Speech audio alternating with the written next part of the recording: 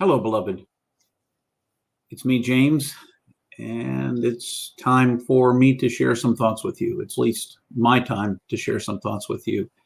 Hope they'll be helpful. We're about 7 days into a new year. Now, you and I both know the calendar is a construct.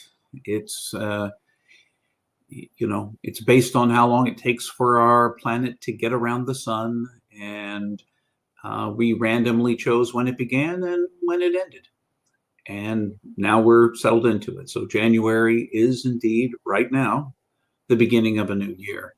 Now, what that allows us to do when we think about a new year is to sort of reframe how we're going to see this new year. Maybe we're not satisfied with the way last year went. Well, this is an opportunity in the new year to reframe it, to engage it, and to try to engage it in a way that is perhaps different than the way you engaged last year. Now, since we're 7 days in, for those of you who made resolutions, you may be 7 days into an amazing regimen of whatever your resolution was.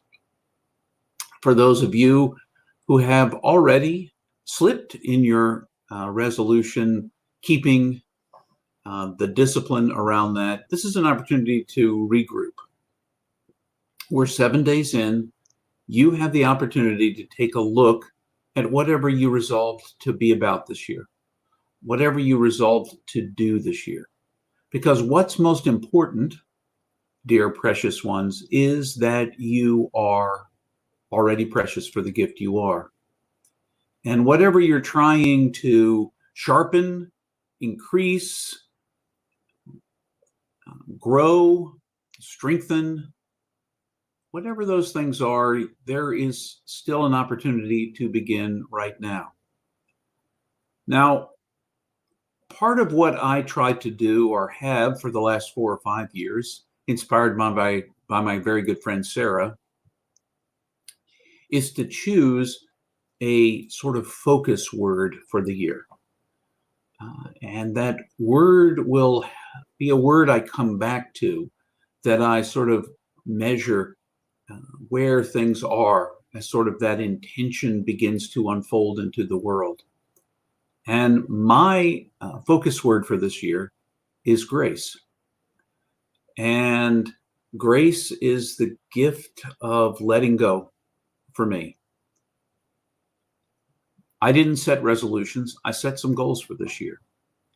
And part of what keeps me sometimes from succeeding in the goals I set is my Enneagram type. Let's not get all bogged down. You can read about it, but I'm a 7. And 7s like to have lots of choices, lots of possibilities, not to be boxed in. So if I set a goal that sort of makes some part of me within feel boxed in, then I find lots of other things to distract me and keep me from doing the thing that I have perhaps set as my goal. Another thing is I'm a recovering perfectionist. I've talked about that before in a variety of settings. But as a recovering perfectionist, if it's not going to be perfect, why even do it? And I'm letting go of that. And part of that is, for me this year, focusing in on grace. I already know that the divine has absolute grace for me, unlimited grace for me. There is always space for me to turn around and to rethink whatever it is that I have not quite done. Failure is actually an opportunity for growth for me. Talked about that before too. But in order for it to be an opportunity for me to grow, I have to have grace. I have to give myself grace. Just knowing that God gives me grace is a great thing. But I'm going to say something that may sound heretical to you, and that is, knowing that God has grace for me is not enough. It's not enough. Knowing that other people in my life, because they love me, give me a certain amount of grace is not enough. I need to have grace for myself. And then as I develop more fully, having grace for myself, I can have grace for others. So to come back around for me, as I've begun to set goals, some writing goals for myself, some content goals for myself, both on my website and in other locations, as I've set some of those goals, I have noticed the distractions that I am quick to jump on. I have noticed this procrastination that comes from my recovering perfectionist self. I've noticed those things. And in the past, the pattern that would emerge in the midst of that would be for me to beat myself up about it. I'm pretty good at that. I don't know about you. Maybe you're pretty good at it too. When you aren't quite what you consider to be good enough, you didn't quite cut it. And instead of letting it go and trying again, I have to first have that moment when I rake myself over the coals, so to speak. Do I really need to do that? Do I? Do you? Do any of us really need to rake ourselves over the coal in addition to learning something? It's one thing to learn something. It's another thing to call ourselves names or other people, projecting our own sense of deficiency onto other people. It's a whole nother thing to just let it go. Okay, I made a mistake. I let myself be distracted for 15 minutes on, in a reel hole, REEL hole that I got sucked into. All right, those 15 minutes are gone. I can't get them back. Do I need to beat myself up about it? Do I need to shorten the amount of social media I allow, the time limit that I have set on my phone? These are all possibilities. But it doesn't help to set a different goal, to reapproach it. It doesn't help to add to it an overtone of negativity, an overtone of self-judgment, an overtone of judgment for someone else, a blaming. It's their fault that I haven't done this. Doesn't help at all. It doesn't, those things don't help. They may temporarily release your own sense of responsibility as you then can move forward. But each time you beat yourself up, you think less and less of yourself somewhere in there. So for me, my focus word is grace. It's grace. Yes, I haven't been writing all that I could have been. I haven't done all the things that I set as goals in this first 7 days. I have failed in some of them. I've let myself be distracted from some of them.